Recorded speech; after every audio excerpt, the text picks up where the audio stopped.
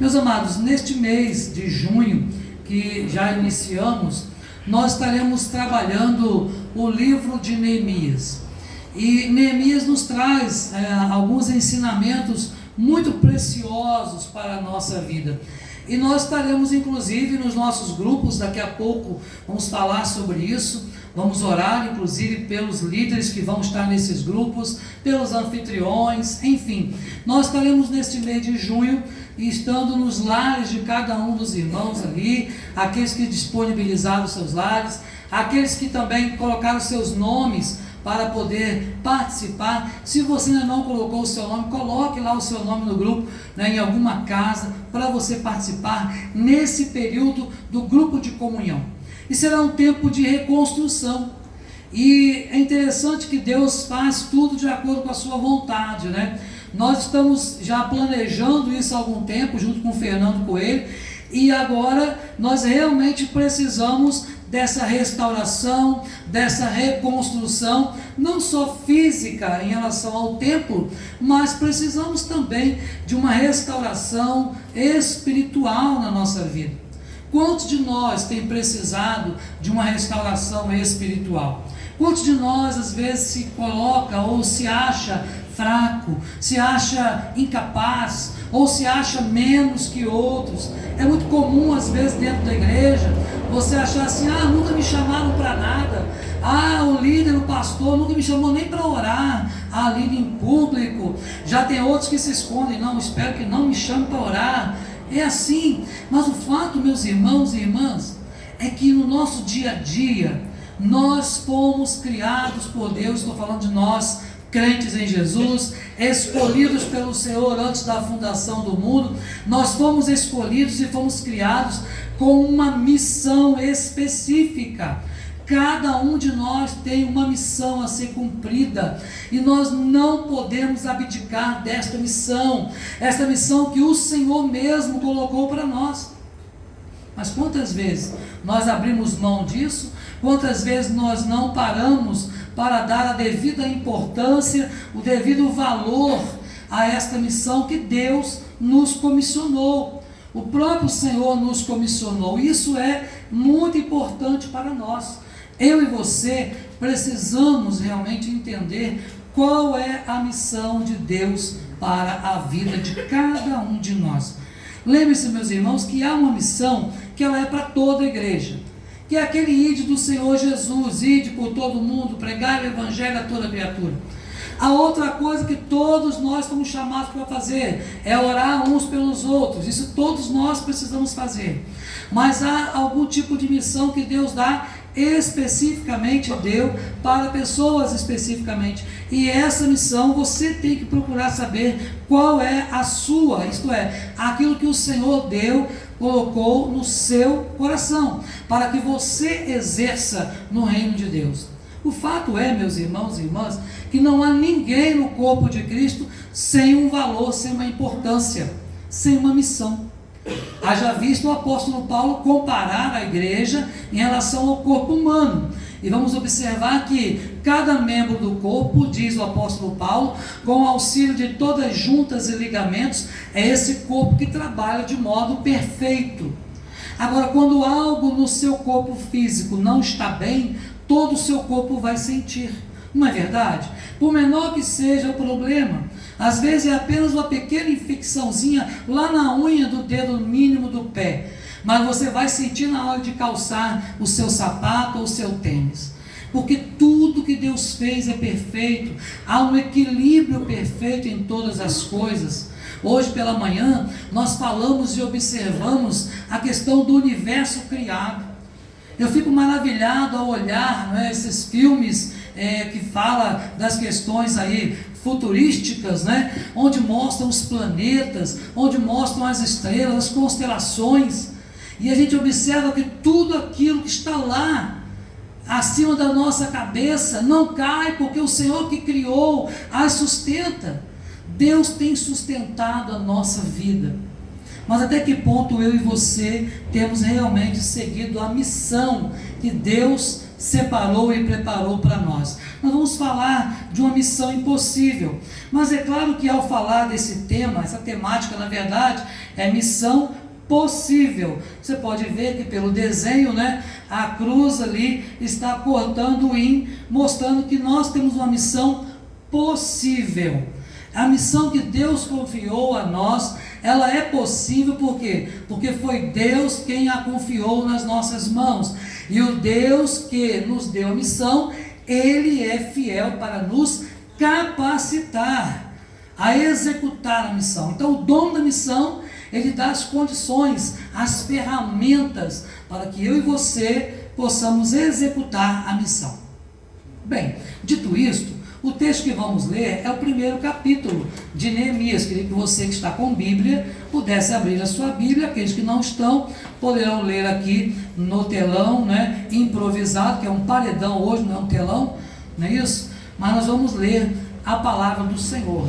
Capítulo 1 de Neemias, diz assim a palavra do nosso Deus.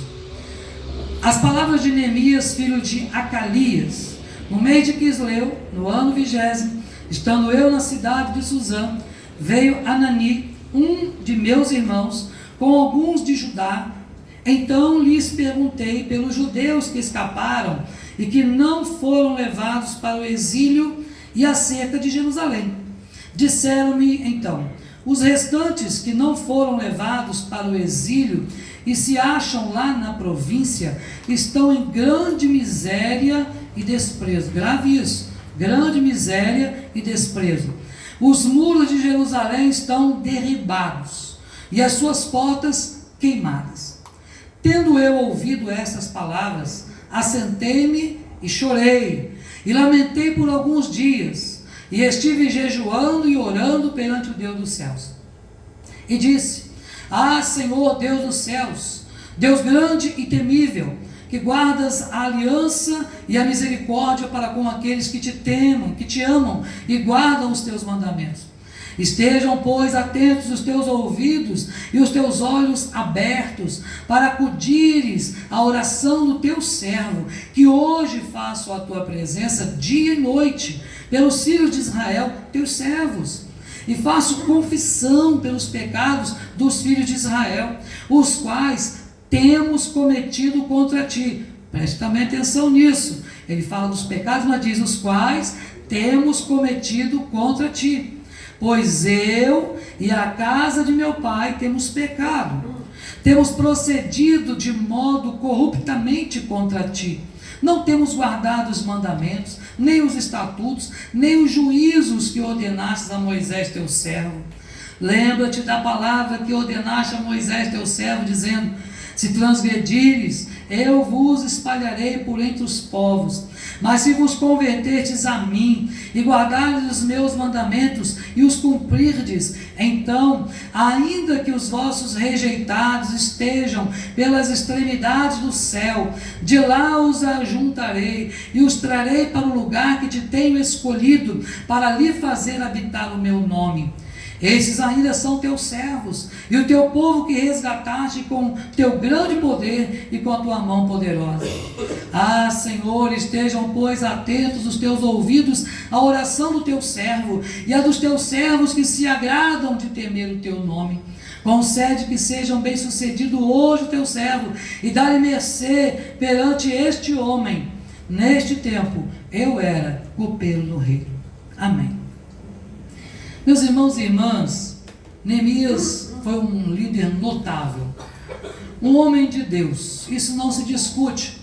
Eu não sei quantos aqui já estudaram ao longo dos anos, quantas vezes, né, já estudaram o livro de Neemias, já estudaram a história de Neemias, mas me chama muito a atenção essa história, porque o Senhor fez com que o povo de Israel e também o povo de Jerusalém fossem levados cativos para a Babilônia, e um cativeiro que durou 70 longos anos.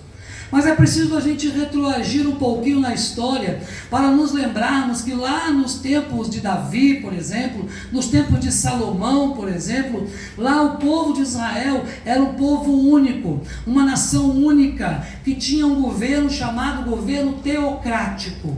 Isto é, Deus governava o povo através dos seus escolhidos, dos seus eleitos. Mas o povo de Israel começou a observar ali, não é? Antes dos juízes ali, observar que todo mundo tinha um rei. Todo mundo tinha um rei. E eles não tinham rei. Estavam lá ainda achando assim, mas vai ser melhor ter um rei. E o primeiro rei que Deus colocou sobre eles foi quem? Saul. Foi bom? Desastre. Foi um desastre para aquele povo.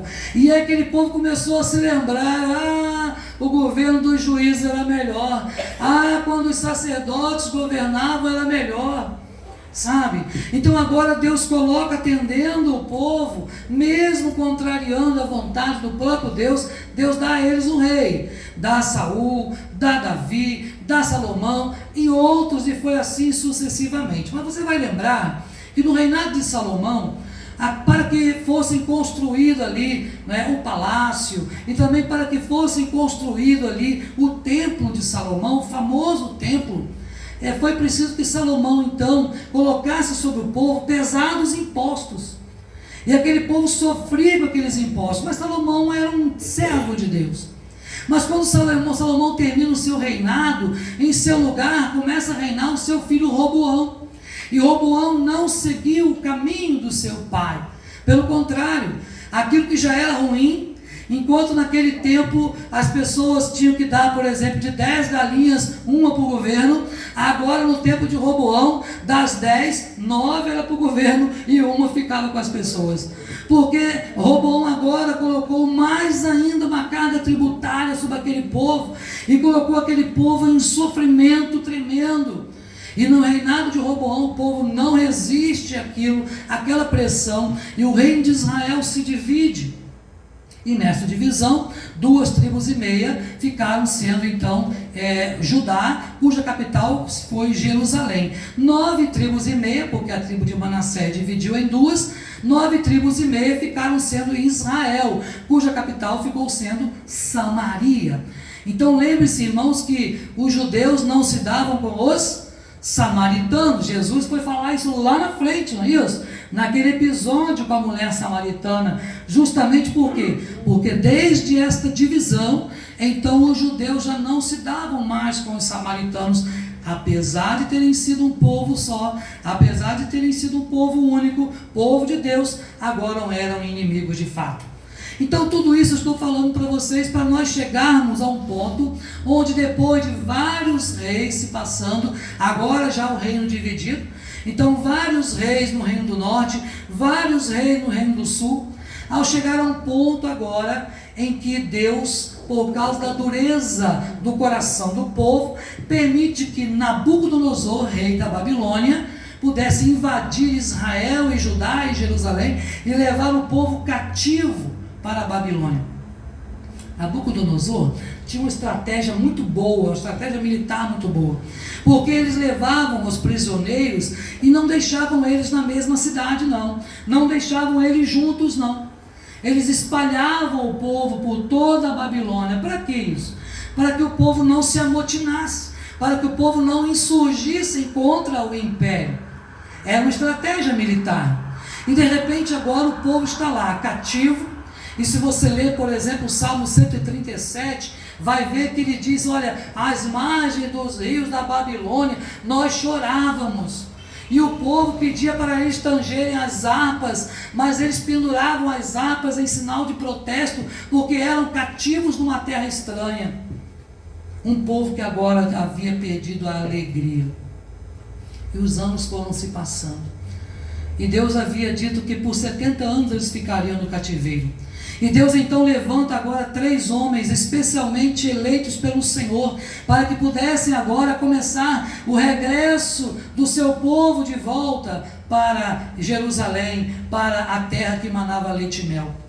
E Deus levanta então, primeiramente Neemias, um desses homens importantes, um líder notável, chamado por Deus para uma tarefa muito importante, uma tarefa de restauração, uma tarefa de reconstrução. Agora, meus irmãos e irmãs, Neemias precisava dar uma resposta a tudo aquilo que ele estava vivenciando. O texto nos diz, que nós lemos agora, que Neemias tomou conhecimento de como estava o povo. Que povo era esse? não o povo que estava lá na Babilônia, porque esse ele já sabia como estava, porque ele estava por lá, mas ele queria saber como estava o povo lá em Jerusalém. E quando um dos irmãos dele diz: olha, o povo que está lá está em grande miséria e desprezo. Miséria e desprezo. Por quê? Porque só ficaram lá em Jerusalém os idosos. Quando Babilônia, eles tomaram Israel, tomaram Samaria, tomaram Jerusalém, Judá, então só deixaram para trás crianças pequenas, deixaram para trás idosos e aqueles que não podiam render nenhum lucro. Então, em outras palavras, ficaram lá só os incapazes, só aqueles que não tinham condições de render nada para o novo império. E aquele povo estava lá agora em grande miséria e desprezo. Por quê? As casas estavam derrubadas, as portas estavam derrubadas na cidade, as casas do povo, a muralha estava derrubada, não havia mais nada. Se você ler o restante do texto depois lá na sua casa, o livro de Neemias, vai ver que Neemias, quando vai lá, não havia lugar nem mesmo para passar o cavalo que ele montava, porque era um monte de escombros. Era um monte de escombros.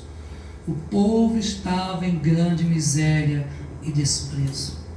Mas, irmãos, o chamado, a resposta ao chamado de Deus no coração de Neemias oferece para nós algumas lições valiosas sobre liderança, sobre fé, sobre ação, sobre tomada de decisão, sobre cumprimento da missão. E através do testemunho de Neemias, nós podemos observar a dedicação de um homem de Deus com o chamado que Deus colocou no seu coração. Neemias foi fiel ao chamado. É claro que você vai ver também Zorobabel, vai ver também Esdras, os outros dois que Deus chamou para trazer o povo do cativeiro babilônico. Cada um desses três tiveram uma missão distinta dada por Deus. Neemias, reconstruir os muros e as casas do povo. Zorobabel, reconstrução do templo. E Esdras, a reconstrução espiritual do povo, isto é, o culto. Esdras era um escriba, e ele então ele detinha em seu poder a lei, a Torá. Então ele era encarregado de ler a palavra para o povo. E mais na frente você vai ver, se você ler então o livro de Neemias a partir de hoje, você já leu, lê de novo, você vai ver que quando Esdras, ele começa a ler o texto, da Torá para aquele povo, ele começa a ler de manhã, ao raiar da alva até a tarde, e ninguém saiu de lá. Hoje em dia a gente começa a pregar, o culto dura mais de 1h30, já começa a gente levantar, sentir coceira na cadeira, é um negócio, O povo, e diz o texto lá de Neemias, que o povo chorava com grande choro, só de ouvir a leitura da lei. Olha bem, quantas vezes a gente se emociona com a leitura da palavra? Meus irmãos, há uma missão na nossa vida, e nós precisamos observar, e que nós queremos compartilhar justamente isso, a missão de Neemias, um chamado à restauração. A missão de Neemias foi um chamado à restauração. Restauração, no caso ali, física. Restauração dos muros. Restauração das casas. Mas Neemias teve uma missão. A missão, um chamado à restauração. Neemias, para que ele pudesse realizar a sua missão, ele precisava tomar posição, ele precisava fazer algo diferente, ele precisava tomar algumas atitudes, ele precisava ter em si algumas atitudes no seu coração, e são essas atitudes que eu quero colocar para os irmãos nesta noite. A primeira coisa, Neemias, para que ele pudesse realizar a sua missão, ele precisava ter sensibilidade às necessidades do povo. Sensibilidade às necessidades do povo. Quantas vezes, irmãos, a gente olha para alguém, a gente não se compadece. Jesus, sempre que ele olhava para a multidão, ele se compadecia. Sempre que Jesus se encontrava com um leproso, se encontrou com a mulher prostituta, se encontrou com tantos outros, Jesus se compadecia, isto é, Jesus era sensível às necessidades daquele povo. Nos versos de 1 a 4, Neemias toma conhecimento de como estava aquele povo, e Neemias tem esta sensibilidade no seu coração. Observe que a primeira coisa que diz o versículo 4, diz assim: tendo eu ouvido estas palavras, assentei-me e chorei, e lamentei por alguns dias. Neemias era sensível à dor do outro. Temos visto lá Rio Grande do Sul sofrendo. Antes disso, vimos o pessoal ali de Mimoso do Sul sofrendo, de Santo Eduardo, mais perto de nós, sofrendo. Quantas vezes passamos por alguma situação de ver alguém sofrendo, e nem sempre nós nos sensibilizamos com a dor do outro. Meus irmãos, o cristianismo é um chamado à sensibilização da dor do outro. O cristianismo é um chamado ao cuidado com o outro. O cristianismo é um chamado a poder fazer aquilo que aquele chamado bom samaritano fez. Aquele que estava caído não tinha nada a ver com o samaritano, pelo contrário, ele poderia também ter sido um dos que passou de largo, mas ele ajudou, ele teve sensibilidade. Neemias, ao receber a notícia de Anani sobre a condição deplorável que estava Jerusalém, o que acontece com ele? Ele imediatamente sentiu um profundo pesar. Ele se compadece, ele sente um pesar, ele chora, ele lamenta, ele jejua, ele ora ao Senhor. Ele não estava ali, sabe, frio, com o coração endurecido ao problema daquele povo. Pelo contrário, ele entendia que o chamado dele não era apenas para uma reconstrução lá de muros, mas era também para ser sensível à dor daquelas pessoas. Era poder de alguma forma minimizar o sofrimento daquelas pessoas. Meus irmãos, nós também hoje em dia somos chamados a ver a necessidade espiritual e também até física, material, das pessoas que estão ao nosso redor. Mas quantas vezes nós não nos sensibilizamos? Quantas vezes nós deixamos de lado? Quantas vezes nós não damos a devida importância ao problema do outro? Ah, não tem nada a ver com isso. A gente olha, por exemplo, as guerras acontecendo lá, né, no Oriente Médio, ou na Rússia, em outros lugares, e você fala, mas está tão longe de mim, não tem nada a ver comigo. Você olha, por exemplo, os missionários que estão nos campos aí, onde não se pode pregar o Evangelho, e às vezes pensamos, isso não tem nada a ver comigo, é tão longe. Mas eu e você fomos chamados por Deus a ter um coração sensível às necessidades do povo de Deus, às necessidades também do povo que está ao nosso redor. E nós precisamos nos sensibilizar desta forma. Neemias nos ensina a importância de sermos sensíveis ao que está acontecendo ao nosso redor. Neemias nos ensina que precisamos estar atentos às dificuldades enfrentadas por nossa comunidade, por nossa igreja, pelo lugar que você está inserido, pela sua própria família. Quais são as dificuldades que você, meu irmão, minha irmã, tem enfrentado? Quais são as dificuldades que você tem conseguido perceber ao seu redor? Ou será que você não tem conseguido perceber nada? Talvez porque você não está atento. Talvez estamos passando desapercebido pelos problemas que estão ao nosso redor. Mas a vida de Neemias e este episódio em especial nos mostra que nós devemos sim nos importar verdadeiramente com os outros e permitir que isso nos mova a agir. Porque Neemias não só se sensibilizou, mas ele tomou atitude, ele agiu de alguma maneira. Ele não ficou esperando, uma hora Deus vai abençoar vocês, uma hora Deus vai agir com vocês. Não, ele pede para o Senhor, Senhor, me dá condições, porque eu quero fazer alguma coisa, eu quero agir de alguma maneira. Meus irmãos, estamos cheios de crentes hoje em dia que querem só ficar parados. Nós temos visto, pessoas, e esse é o propósito desse mês de junho, temos visto pessoas se afastando, pessoas que talvez já estão fora da igreja há muito tempo, até diante da pandemia, e a gente não sente, e hoje a desculpa que a gente coloca é tudo em cima da pandemia, porque a pandemia tirou muita gente. Mas nós mesmos não temos nos sensibilizado com essas coisas. Precisamos buscar, resgatar. E o que Neemias faz? Ele toma conhecimento e agora ele vai agir de alguma maneira. Mas a primeira atitude que ele vai tomar não é de pegar a mão no arado, é de orar. E a segunda coisa que eu quero que você grave no seu coração: Neemias, para agir na sua missão, para ele constituir aquilo que ele foi chamado para fazer, ele estava ali agora pensando numa oração fervorosa, numa dependência de Deus. É o que nós vemos no versículo 5 até o versículo 11. Observe, meus irmãos, que ele ora ao Senhor e faz uma oração realmente pensando na miséria que aquele povo estava lá. Mas quando ele começa a orar, ele não ora assim: eu não sou, Senhor, como aquele publicano pecador. Você se lembra da oração do fariseu, que Jesus falou lá no Novo Testamento? Eu não sou como esse publicano pecador. Na oração do fariseu ele batia no peito: eu sou, eu posso, eu sou melhor. Não, Neemias não teve essa atitude. A atitude daquele outro lá, pobre publicano, era nem de levantar a voz, muito menos o rosto para o Senhor, mas batia no peito falando: eu sou pecador. Quando Neemias faz essa oração fervorosa, ele reconhece o pecado dele e do povo.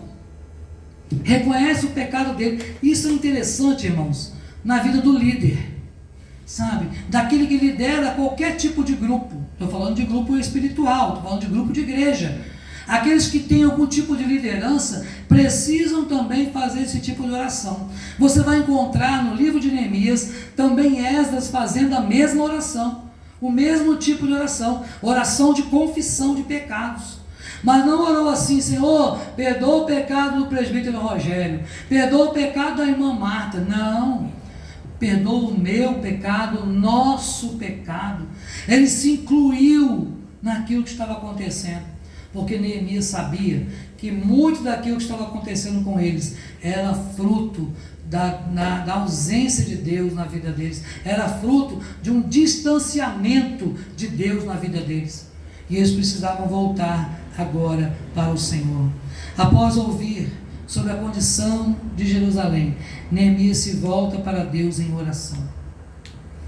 Meus irmãos e irmãs, quando você tomar conhecimento, quando o problema bater a sua porta, seja na sua família, seja na família do seu vizinho, seja lá no seu trabalho, sabe, tome atitude como Neemias, e a primeira delas é colocar diante do Senhor, em oração.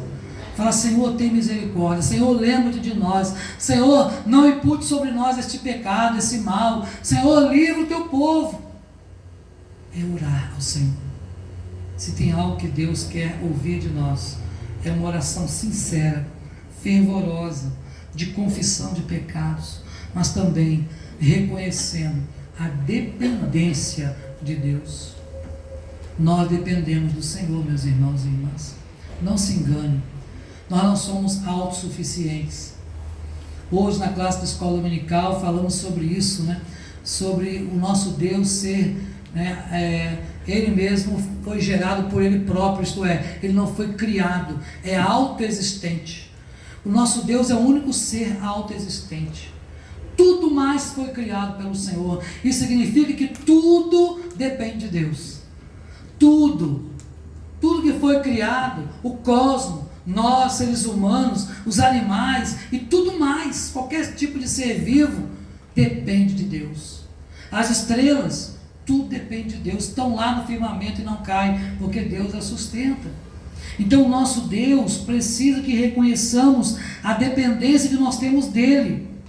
E aí, meus irmãos, ele inclui na sua oração de adoração, ele inclui na sua oração a confissão de pecados, ele inclui também na sua oração um pedido específico: Senhor, que eu ache graça, que eu ache mercê perante o rei. Que rei? O Artaxerxes, que naquele momento governava. Ele precisava agora achar graça, isto é, ele precisava agora receber o favor do rei, porque ele sabia que sozinho não ia dar conta de reconstruir nada. Ele precisava da autorização do rei, e ele coloca isso na sua oração. Meus irmãos, a oração fervorosa de Neemias demonstra a sua total dependência de Deus. Ele poderia ter brigado, esperneado, ou simplesmente ter fugido. Não, eu estou muito bem aqui no palácio. Ele era copeiro do rei, homem de confiança do rei. Ele não precisava se envolver com essas coisas. Mas ele tinha um amor por aquelas pessoas que estavam perdidas. Será que nós também temos tido amor pelas pessoas perdidas? Será que nós ainda temos tido amor por aquelas pessoas que um dia já fizeram parte da nossa igreja e que hoje talvez estejam no mundo? Porque se estiverem em outra igreja, louvado seja Deus, estão servindo ao Senhor. Mas e aquelas que estão totalmente longe da presença do Senhor?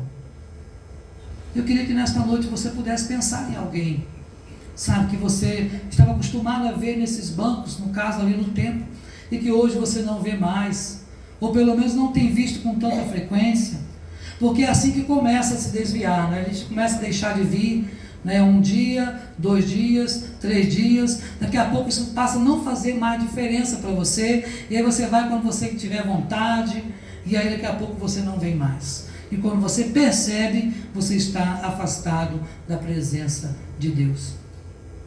Eu ouvi há pouco tempo de uma pessoa que eu considero desviada, não vou citar nomes, claro, mas eu considero desviado, disse que para ser crente, para viver a vida espiritual, ele não precisa estar dentro de uma igreja. Não é? E depois de conhecer o Evangelho, de conhecer Jesus, de pregar a palavra muitas vezes, inúmeras vezes, de aconselhar inúmeras vezes, agora ele acha que ficando dentro de casa ele pode ser crente, não tem problema. Perdeu a vontade e consequentemente perdeu aquela chama dentro do coração. E quando a chama se apaga, a gente vai banalizar o Evangelho e vai entender que isso não faz a menor diferença para nós. Neemias buscou a Deus com fervor e confiança. Eu e você também precisamos reconhecer que o sucesso de qualquer missão começa com uma base sólida de oração. Uma base sólida de oração. Vamos começar amanhã a nossa missão aqui de 30 dias. Né? Missão possível. Mas a base sólida precisa ser a oração. Você que foi chamado para ser um líder nesse mês, ore muito pelo seu grupo. Comece a orar, ligue para orar com eles. Ore por eles e com eles. Na hora da reunião, ore mais. Porque precisamos, irmãos e irmãs, demonstrar que nós somos servos de Deus que oramos. Terceira coisa que estava no coração de Neemias e que nós também precisamos pensar é a confissão e arrependimento. Irmãos, Neemias não só confessou, mas ele tinha no coração, e Deus viu o coração dele, o arrependimento dos seus pecados. Ele se incluiu naquilo e falou: Senhor, tem misericórdia de mim.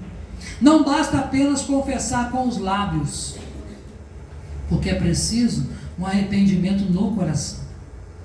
Deus conhece o nosso coração. Ele sabe até que ponto eu me arrependi ou não daquele pecado que eu cometi. E quando nós confessamos, nós precisamos ter convicção de que realmente eu estou fazendo isso de coração. Versículos 6 e 7 nos diz assim a palavra: estejam, pois, atentos os teus ouvidos e os teus olhos abertos, para acudires à oração do teu servo, que hoje faço a tua presença de noite, pelos filhos de Israel, teus servos, e faço confissão de pecados. Olha só, confissão pelos pecados dos filhos de Israel, os quais, lembra que eu pedi para você atentar para isso? Temos, não está falando deles, está falando de todos, incluindo ele, temos cometido contra ti, pois eu e a casa de meu pai temos pecado, temos procedido de todo corruptamente contra ti. Olha só, irmãos, olha o reconhecimento de Neemias. Olha, Senhor, não é só o povo que está lá, que está sofrendo, que é pecador, não. Eu sou pecador.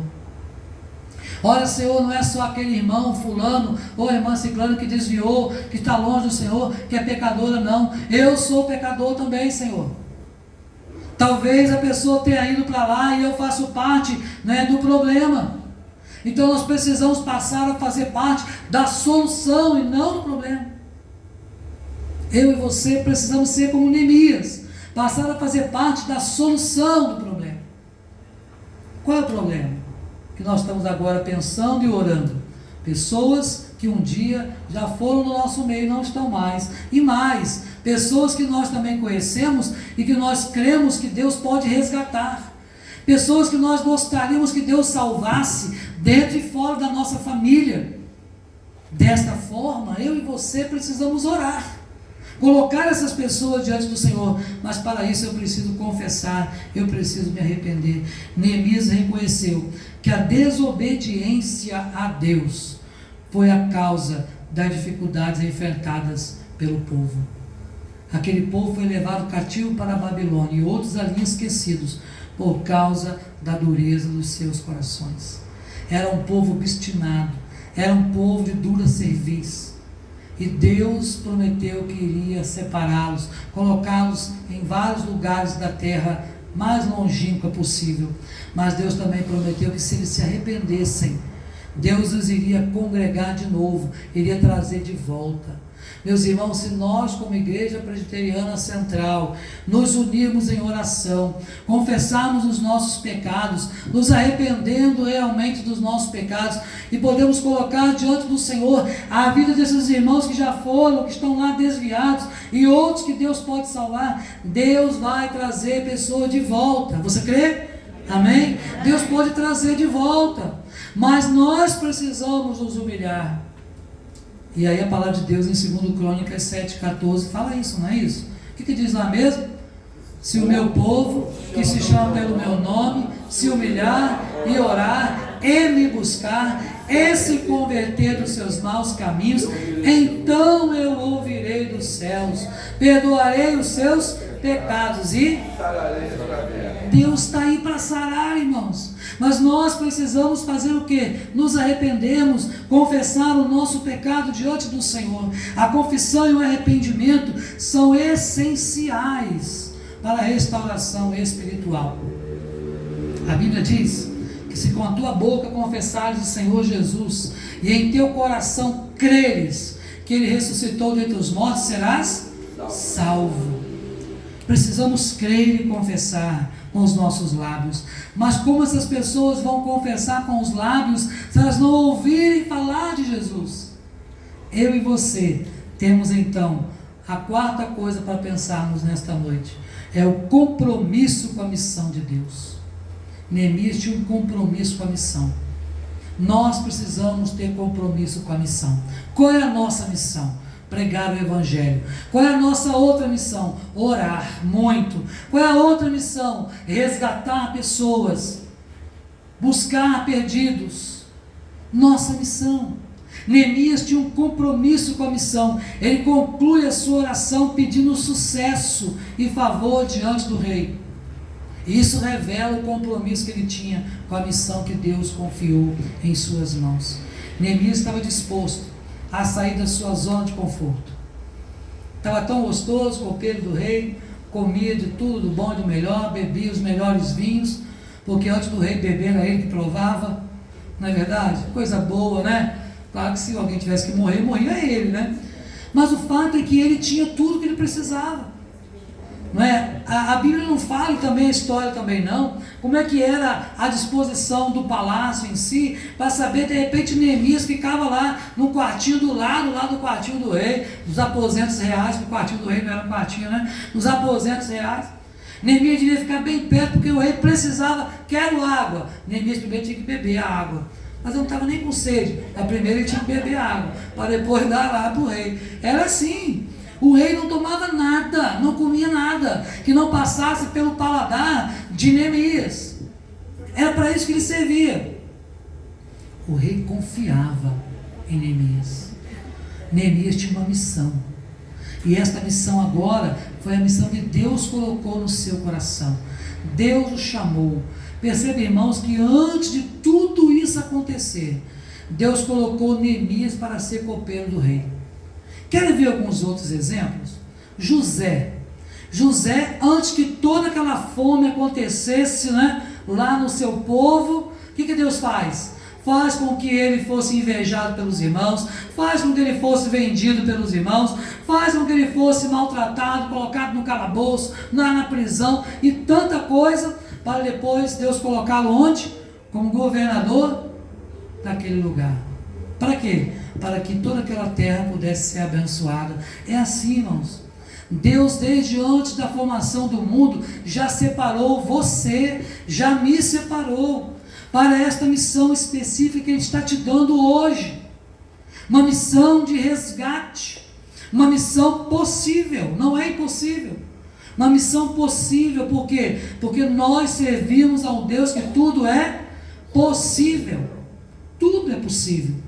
Tudo é possível para Ele, e a Bíblia diz que tudo é possível ao que? Crer. Então, se nós crermos, a Bíblia diz, veremos a glória, isto é, a manifestação da glória de Deus. Não há dificuldade, não há enfermidade, não há luta, não há problema, não há ponte mais alta ou mais distante que Deus não possa fazer mudar a história. O nosso Deus pode fazer mudar a história. Neemias estava disposto a sair da sua zona de conforto. E nós? Será que eu e você estamos dispostos também a sair da nossa zona de conforto? Bem, Deus nos tirou de um certo tempo, de um certo conforto, né? Mas não está ruim não, graças a Deus, está bom, está confortável. Poderia ser melhor? Poderia. Mas o fato, irmãos, que às vezes nós não queremos realmente pagar nenhum preço. Não queremos fazer nada. Aguardar. Ah, Senhor, eu quero um emprego. Mas vou esperar aqui, Senhor, não vou mandar nenhum currículo não, que o Senhor vai dar. Espera mesmo. Ah, Senhor, eu quero um cargo público. Não estuda não para fazer concurso, para ver se passa, né, Marquinhos? Tem que estudar. Então a gente sabe que é assim. Mas nós, às vezes, na obra do Senhor, achamos, Deus vai fazer, porque Ele é o maior interessado. A gente fica parado. Meus irmãos, nesta noite eu queria te encorajar a fazer como Neemias. Devemos estar igualmente dispostos, sabe, a nos comprometer com os planos de Deus para a nossa vida, com os planos de Deus para a vida do próximo, com os planos de Deus para a vida da igreja. Nós precisamos nos comprometer com esses projetos. E não é fácil não, irmãos. Não é fácil se comprometer. Porque exige, negar-se a si mesmo. Hoje lemos pela manhã na nossa classe. Todo aquele que quiser vir após mim, a si mesmo se negue, tome a sua cruz e siga. Não vai ser a cruz não. Não queira seguir Jesus sem a sua cruz. Tá certo? Porque todos nós precisamos levar a nossa cruz. Isto é, cada um tem a sua parcela de luta, de adversidade, mas a Bíblia nos garante que não nos sobreveio provação, além daquela que o Senhor nos dá o escape. Então Neemias, a prontidão dele para agir, é um exemplo poderoso para nós, de como devemos responder ao chamado de Deus. Há um chamado na nossa vida. A missão de Neemias é um chamado à restauração. No nosso caso, há um chamado à restauração daqueles que um dia se perderam. Há um chamado a podermos proclamar libertação aos cativos. Isaías 61. A pregoar o quê? O ano. Então 2024 é o ano aceitável do Senhor. Você crê nisso? Amém? O ano aceitável para quê? Para que vidas sejam libertas, para que o Senhor traga novas pessoas, para que o Senhor possa nos fazer prosperar, para que Deus esteja enchendo os bancos da casa dele, não de pessoas descomprometidas, mas de vidas comprometidas com a obra dele, com o reino dele. É assim que Deus quer que façamos. A missão de Neemias nos desafia a sermos sensíveis às necessidades dos outros. Nos ensina a depender de Deus através da oração. Nos ensina a confessar os nossos pecados, mas com arrependimento sincero no coração. Nos ensina também a nos comprometermos com a missão, porque a missão é do Senhor, não é nossa. Nós a recebemos e nós precisamos cumprir. Então, que possamos, irmãos e irmãs, como Neemias, sermos instrumentos nas mãos de Deus. Que eu e você possamos ser esse instrumento. E que Deus vai tanger com arte e com júbilo. Isto é, Deus vai nos usar conforme a vontade dEle. Mas eu preciso dizer, eis-me aqui, envia-me a mim. Que nós tenhamos essa vontade, que nós tenhamos esta coragem, sabe, de abraçar esta missão e falar, Senhor, eis-me aqui, envia-me a mim, usa-me, cantamos aqui, usa-me, né, como farol. Eu falava ontem, né, nós viajando de volta do Rio de Janeiro, agora algumas carretas, não sei quantos viajaram de noite recentemente nessas estradas por aqui, mas agora as carretas novas, elas têm um farol igual de avião lá em cima, lá no alto, que nem as barreiras laterais das pistas não protegem. E aí os carreteiros ficam piscando aquele negócio e deixa a gente sem visão momentaneamente. É incrível aquele negócio, é muito forte, sabe? E todo mundo vê aquele negócio. Bem, nós precisamos ser esse farol, como cantamos aqui, como um farol que brilha à noite, sabe? Como ponte sobre as águas, como um abrigo no deserto, para que as pessoas possam se abrigar na palavra de Deus e encontrar refúgio para as suas almas. Esta é a nossa missão, restauração. Esta é a palavra de ordem para nós, começando já hoje, continuando durante todo o mês, e eu espero que Deus esteja realmente fazendo grandes coisas através de mim e de você. Amém? Amém. Deus nos abençoe em nome de Jesus a viver desta forma para a glória dele. Vamos ver se o microfone vai vir aqui. Meus amados, hoje também é noite de celebração. Deixa eu pegar água aqui, que eu fui o único que fiquei falando.